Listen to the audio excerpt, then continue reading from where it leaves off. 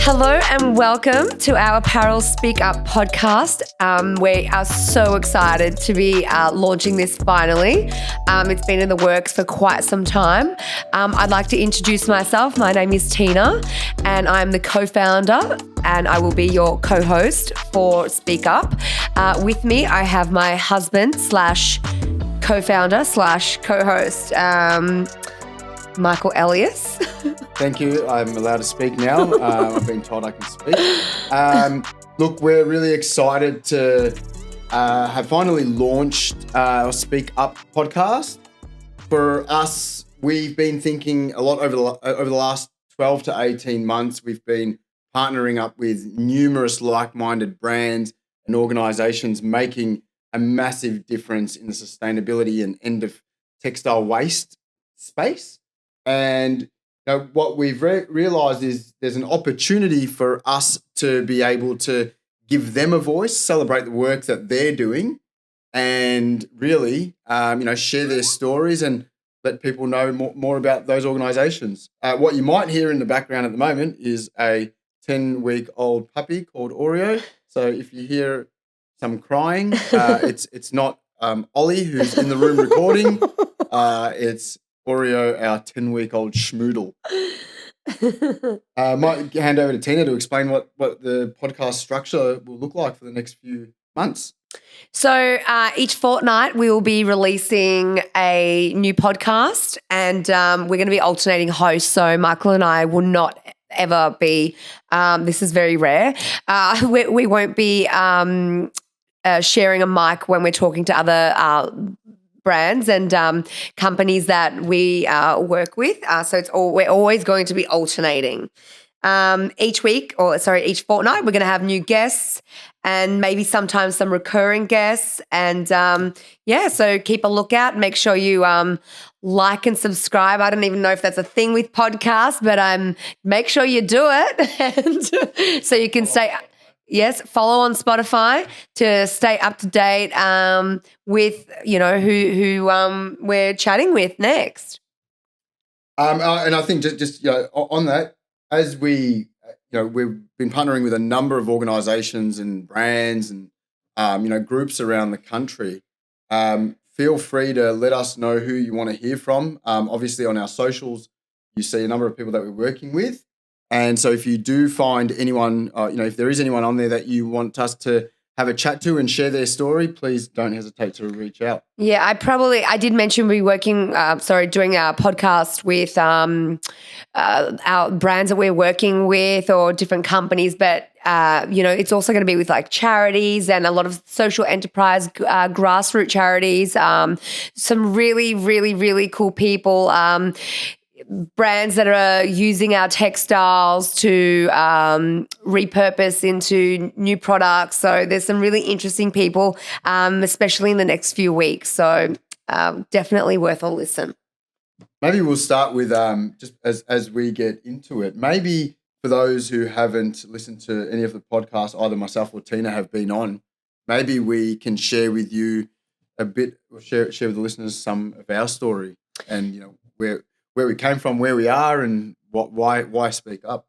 Yeah, so Michael's usually, I think, he does majority of the talking when it comes to us speaking about the business and where we came from and where we are now and our whole journey to being the company that we are now and the evolution. But I'll talk about it from sort of my perspective and I'm sure Michael will jump in if there's anything that I've missed, but I'll start off where we began. So those of you that don't know, we weren't always apparel.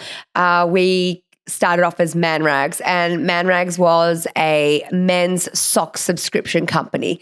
The company started when I was at home with a newborn baby and Michael was working in one of the big four banks and he had multiple meetings every day and someone had purchased him a pair of socks and his meetings started to be more about what socks he was wearing each day and not really about what they were supposed to be about.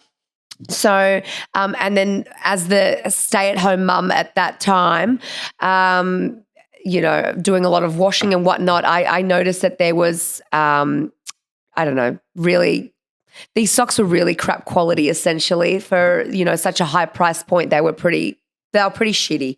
And, Michael said, why don't we just start our own sock brand? And literally that's exactly what he said. There was no sort of other lead up. It was, why don't we start our own sock brand? I'm like, oh, yeah, okay, we could do that. We've always been like quite entrepreneurial, both of us. So it's like, yeah, let's start, researching this. And we started to, long story short from there, we started to get our socks manufactured in Egypt from Egyptian cotton. These socks were incredible quality. They were long staple cotton. They were amazing quality. So that's pretty much how we started. I guess fast forward on from there, we got to this point with the business that we had thousands and thousands of subscribers and we were shipping to over 70 countries. And from starting out in our spare bedroom at home, we were now into our second warehouse and not only selling socks, but also now creating underwear and selling that. So, Michael, have I missed anything? No, I think that's it. I think the only thing was one we wanted to launch a sock brand, and then the other one was what's an innovative approach to actually selling as opposed to your traditional selling. And I think in my frame of mind was like, okay, we'll just launch an online store and just sell them. But Michael said, you know what? The only way we're going to do this is if we're going to set up a subscription. And I clearly remember that moment, and I said that is the stupidest idea that I've ever heard. And lo and behold, that is what set us apart from everyone else, and pretty much I think got us to where we are today. I think 2 years after we launched, that we were the first sock subscription in Australia, and that earned us a Westpac Business of Tomorrow in 2018, and also Startup of the Year finalist in 2017. So it was a great approach to be focused on, or to look at launching through a subscription model as opposed to just your everyday direct to consumer brand. Yeah. So I don't know if I should go into too much detail. I'm sure a lot of people have got their ears pricked with the name Man Rags, but the name did start off as a bit of a joke. I think if we knew how big the company was going to get, we may never have been, That's part of the story. It is part of the story. Yeah, that's right. It is part of the story. But let's just fast forward on to 2019. Michael was clearing out his sock drawer, and he always uses this line. You can imagine that he's probably got the largest sock drawer in the whole country, purely because we make socks. So Michael's clearing out his sock drawer and culling the ones that he hasn't worn in a while, and he put everything in. He put them all into a box, and he's like, "So what do I do with these?" And we both were like, "Well, they can't go into the bin."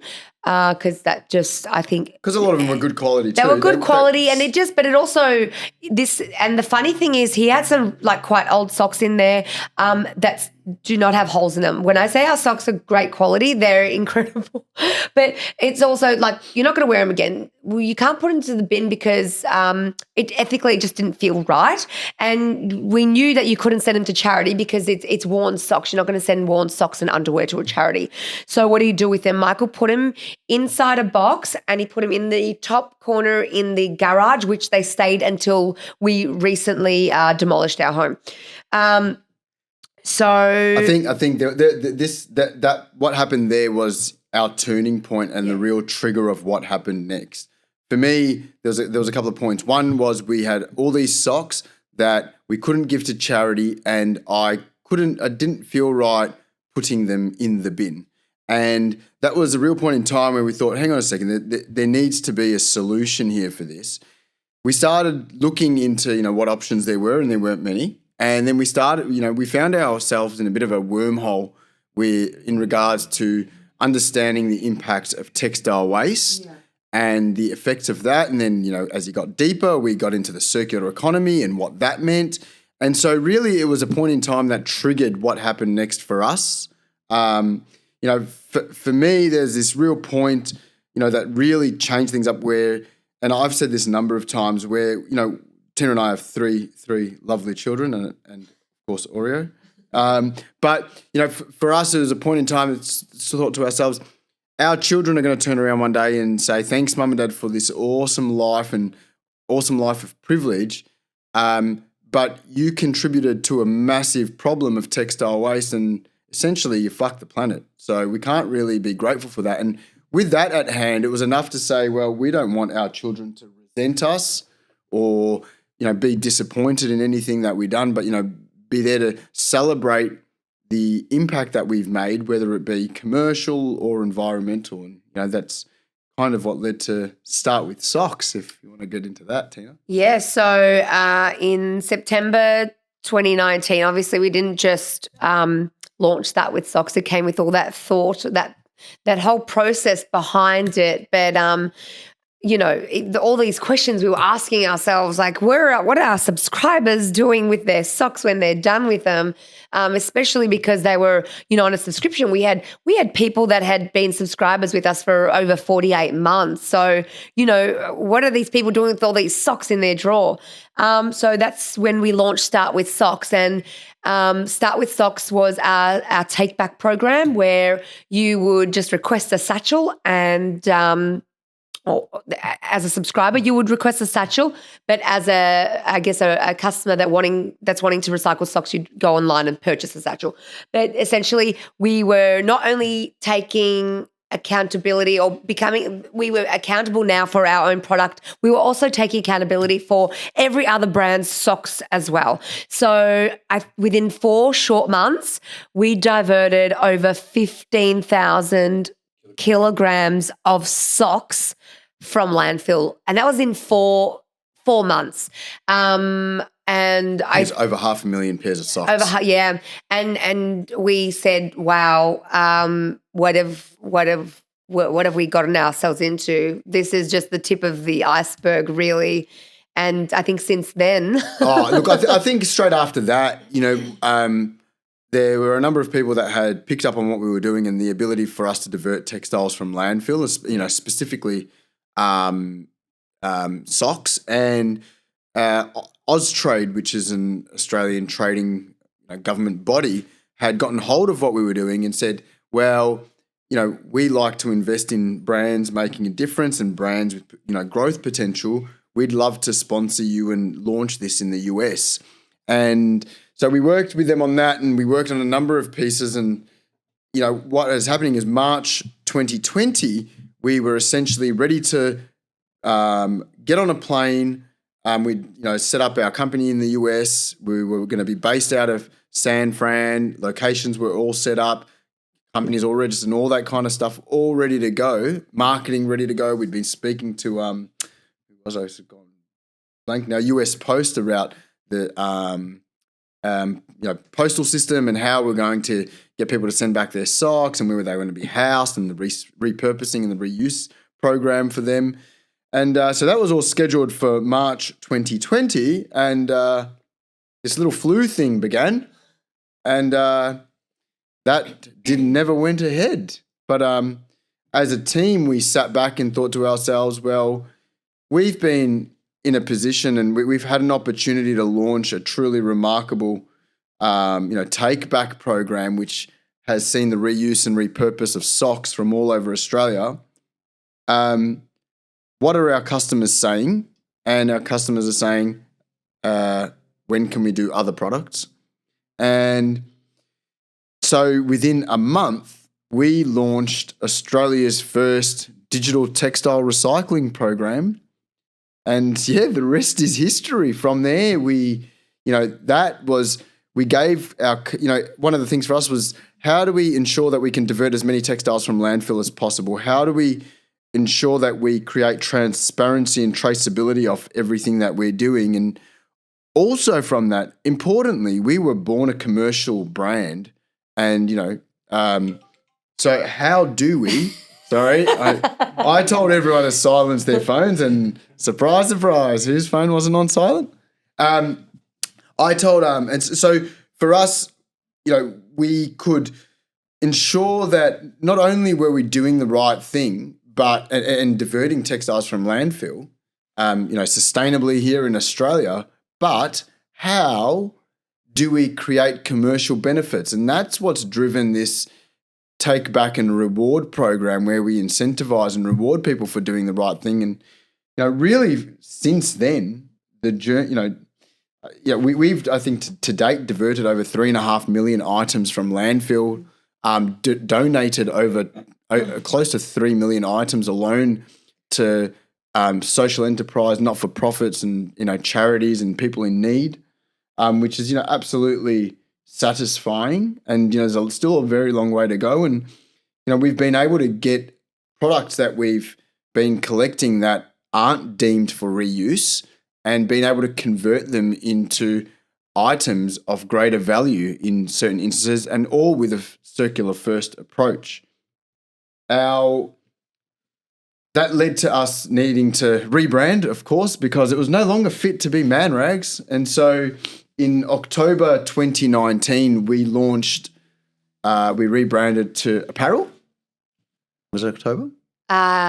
Yes. Yep. Thank you, Ollie. And that saw a number of, things happen all around that time. We became a certified B Corp. We received a 5-star CSR rating for CSRA Australia. We became sustainability champions of Australia by the National Retail Association. 20 coolest companies. Also 20 coolest brand, digital leaders, Inside Retail's one to watch in 2021. Well, that was you. No, I wasn't the one to watch. Yes, you were. No, I was a Michael top Elliott. 50 in econ. Oh. The brand was the one to watch. I don't talk about the brand was the one to watch. No, I don't want to talk about my accolades. Yes, you do. No, we don't have that long. Look, I think and so for us, it's been it's been great. We're so proud of what we've been able to achieve, but it hasn't come without challenges. And I'm one to share this as just being founder and CEO of where we're at the moment. We've had significant. We've gone from being a 100% direct to consumer brand to a brand that now 80% of what we do is support other brands. That means 80% of the business is now B2B or B2C. That's had a significant shift in everything we do, from our processes in the warehouse, our operations, our logistics, how that's all working, our digital presence and what that means, who we're talking to and how we're positioning and presenting ourselves. And there's probably one of the biggest challenges for us has been actually, for me, I'd say that the team and the change in the team dynamics over that time has been extremely difficult. We had people that we, brought on into the business to design socks, and we don't do that anymore. And so there's been a change in that. We've had to adapt and transition, and people say, you pivot and whatever else. We haven't pivoted. We've gone from a sock subscription brand to probably Australia's leading, seamless and convenient textile recyclers, demonstrating recycling and repurposing here in Australia through our, facilities and all onshore. So, it's been extremely challenging, but I think we walk into the office today, which we've had our 4th office move now in about 14 months. We walk into the office, full of purpose, proud of what we're achieving, proud of the impact that we're making. Not saying that we weren't early, we weren't beforehand, but it's very different. And I think it's a different feeling when you're making a difference, especially when it comes to the environment. Yeah, absolutely. And importantly, also, for us, we're still, doing this our own way. We started with socks, and we're still, proud to say, and have that tagline of "Start with socks," and it defines who we are and what we do. And today, we're sitting here talking to, global brands and supporting them on their journey to sustainability. and supporting them on their journey, but also trying to make it as commercially beneficial as possible through, introduction of products that they can, resell in stores and that type of thing. So yeah, look, it's I don't know about you, Tina, but I'm extremely proud of what we've been able to achieve to date and really looking forward to the future. Yes. So I think I'm so excited for the future and everything that's happening and what we have in play. Michael just spoke about our fourth warehouse move. Does that include what we're just doing? Does that include our current? Oh, this move is number 4. Yeah. Okay. Yeah. So we're actually moving to a new warehouse. We're in the midst of moving to a much bigger space that we'll probably need to move out of in 2 years' time because it will be too small. I think part of it has been the learnings. We know that the facility that we're now just taking control of and moving into is actually going to continue to remain as our sorting facility. It's not necessarily going to be where we conduct all the reclamation and the recycling and repurposing of the products because we realise that requires significantly more space. Some of the machines that we're looking at are about 40 metres long. So, they needs a different kind of space for that. Yes. I think a very exciting announcement is that our New Zealand launch is literally just around the corner. So we're currently finalising things with the website and then that's going to be up and running. We've got an incredible team over in NZ. So we look forward to everyone sort of meeting them at some point and getting to listen to their experience and journey with apparel post-launch, which will be very exciting. And look, I think New Zealand for us was definitely a decision that we had to make. In terms of growth, it was a lot of the partners and brands that we support here in Australia are, multinational and global, and it made sense to be able to support them in NZ.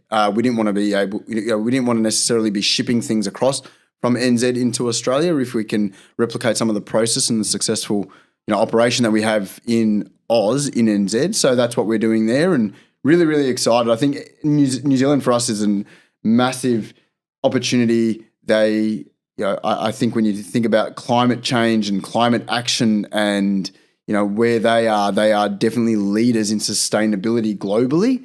And so we're, very, very excited to be launching there. And, I think that what we see over the next year, which we're really, we'll share more of as the podcast and the show goes on, is we've got a lot of plans as we've continued to support brands, support organisations on their journey to success.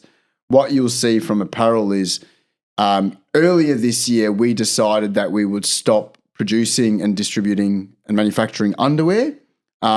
Over the course of for the remainder of the year, we're making some tough decisions on the products that we create and also offer to customers, but also with, taking something away, it means that we're introducing something new. So we've got a lot of exciting product development on the cards at the moment, and we're hoping to launch that all to everyone in the new year. So that's probably the big one for us. And we're sitting together towards the end of this year, towards the end of 2021, to really nut out the next 3 to 4 years for us. One of the questions that we have is, with all this growth and the ability to demonstrate success in Australia and soon to be New Zealand, do we stop there? Do we look at some other geographical locations which we know that we can achieve similar success with? So a lot of exciting stuff, and we'll definitely be sharing over the next few weeks. But yeah, look, today was really an opportunity for Tina and I to share our story with everyone. There is now a dog on the desk drinking out of a cup. Not sure if it's mine or Tina's. It's mine. But yeah, look, Tina, did you want to? No, I think you've kind of covered everything. But yeah, I'm really looking forward to the journey ahead, and I'm really looking forward to introducing you guys to our really cool guests that we're going to have on each fortnight. So thank you so much for tuning into our very first episode. It was just as I expected, with Michael speaking most of the time. One thing I didn't do was introduce you to Ollie, which you'll kind of hear sometimes, as much as he wants to chat. But all this wouldn't be possible without Ollie. So he's definitely the cog that helps everything turn over here. Absolutely. I guess going forward, if there's anyone that you think we should chat to, or if you have any, questions or topics that you'd love us to really elaborate on and dive deep into, do let us know. Or any brands that you'd love us to chat to, big, small. We'd love to hear from you. And we've always our community's always been really important to us, and we always listen to you guys. So feel free to shout out, and we'll see what we can do. I think don't hesitate to hit us up for anyone that you want to hear from, but also on any topics that you want us to cover, specifically with a brand, or even if it's just us. I'm sure, I don't know how often Tina will want to sit in a room with me and talk. Absolute radio silence there. Anyway, but yeah, look, any topics, please don't hesitate to ask, whether it's specific to us or specific to any of the other brands. Anyway, I think that's a wrap for our first show, and looking forward to the next one. Yes, thanks so much, guys. Thank you.